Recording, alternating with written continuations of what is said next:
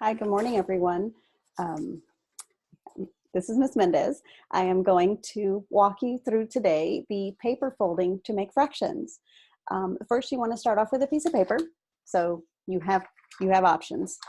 You can use a regular piece of copy paper, a piece of notebook paper, or, Miss Mendez likes to recycle. So I actually have a piece of scrap paper that I am not going to use anymore. So once you have decided on your paper, and I think I'm gonna use this notebook paper just so it's easier for you guys to see, but once you have your notebook paper, you guys know that this is one whole, all right? This is one whole sheet of paper, okay? Once you fold the paper in half, like a book, and you open it back up, now you guys can see you have two equal parts, okay? These are called halves. One half and then one half. When you put them together, they make a whole. So to keep going, we're gonna go ahead and fold the paper in half like a book again, and then you're gonna fold this top page down, all right? Down to meet the bottom of the page. Give it a nice crease. All right, you're gonna open that paper back up. Now, there are four equal parts. Do y'all see that?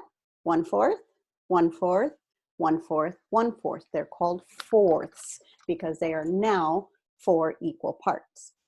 All right, 4/4 make a one whole. All right, let's move on. Fold the paper in half like a book again. Fold the top of the page down to meet the bottom of the page again. Ooh, and now we're going to fold the paper in half one more time. So I'm going to go ahead and fold it like a book again. And look how small I got. You're going to open it up again, guys, and we're going to count the equal parts. So y'all can see 1, 2, 3, 4, 5, 6, 7, 8. Now there are 8 equal parts. Guys, these are called eighths.